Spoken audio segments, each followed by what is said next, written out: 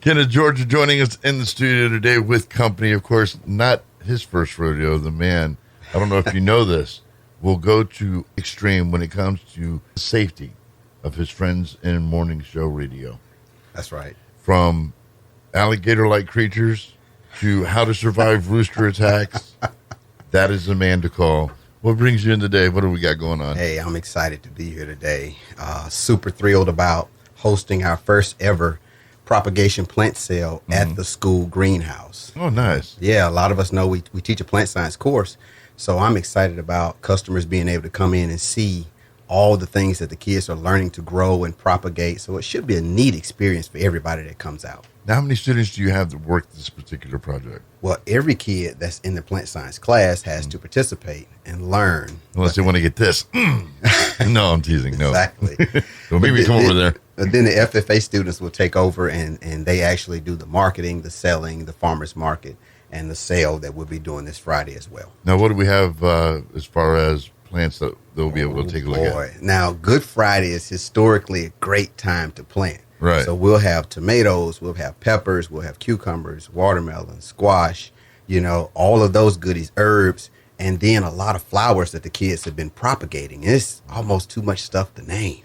Now, something like this is very expensive as far as maintaining the program and things of this nature.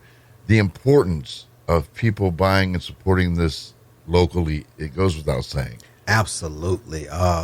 It goes all the way to grassroots. We're teaching the kids how to learn and grow and be self-sufficient, but it also helps prepare them for some of the plant science industries that exist. And, we have some of those industries here in our town.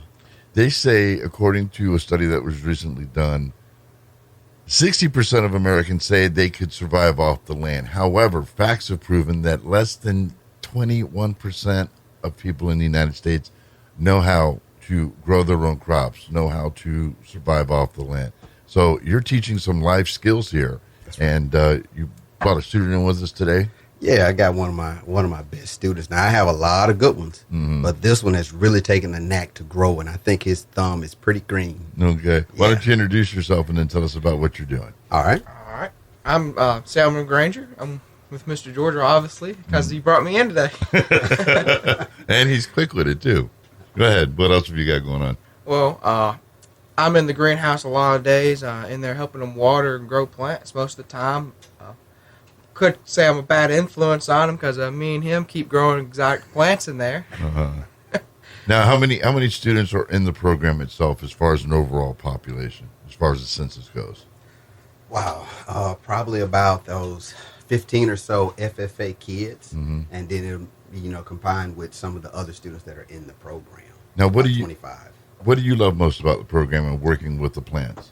Working with the plants, just the real freedom I get from working in there. He doesn't say, no, you can't plant this, you can't plant that, and that's allowed me to plant my garden for this summer, and that's also allowed me to go in there and help water his garden to sell for this, get ready for this sale.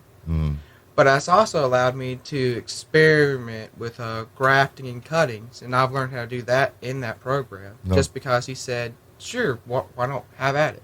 Now, what type of things have you grafted and cut? Grafted and cut? I have a really old cherry tree my grandmother has, and I'm trying to cut that and graft that for later generations of my family. So that's something that was really important that he said, sure, go at it. Now, what would you say is the easiest and the most difficult plants as far as working within a garden? If someone wanted to say start a garden, what would be the easiest and safest thing for them to grow? And then what would you say requires the most attention? I would think most people jump to tomatoes. But in my opinion, I would say it's probably basil. Basil or the wandering Jew, that's not really an eating plant, but it's a decorational plant. Right. Those two are really easy to grow and also really easy to propagate. And they're really pretty, and there's a good bit in uses for both of them. And as far as most difficult, do you have a particular challenge that you're facing now? What would you say would be the hardest one to grow? I would say the hardest one to grow to get something out of is watermelon. Watermelon's very fickle, and it doesn't like a lot of things, but it needs a lot of things. If it gets too hot, the melon will be stunted and it won't get big melons on it. That happened to me before. If you don't get enough nutrients, melon won't be as tasteful, it won't get big. And then you got to be careful with the runners because got to have a lot of space. Most new farmers don't think they take up a lot of space, and they'll eat a garden alive. Where you could plant about 6 or 7 tomatoes, you can just have one melon plant. Mm-hmm.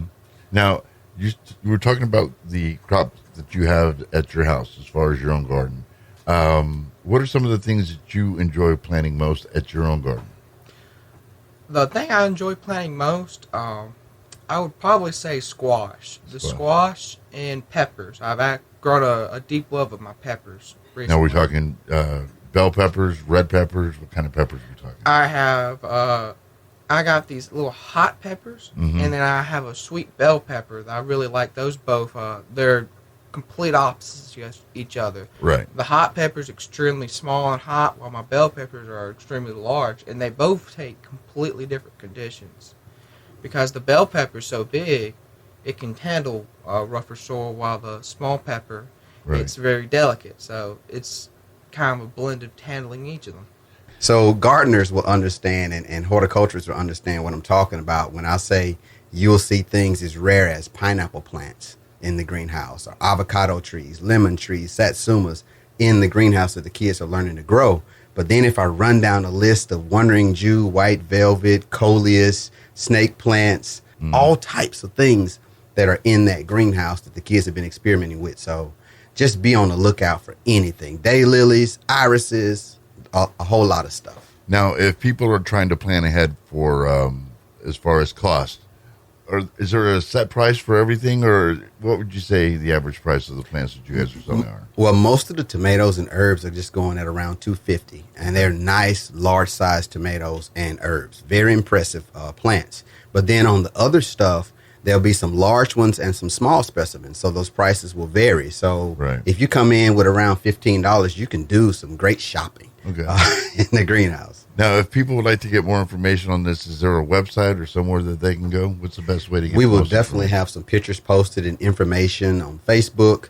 They can always call the school, and they can always stop by.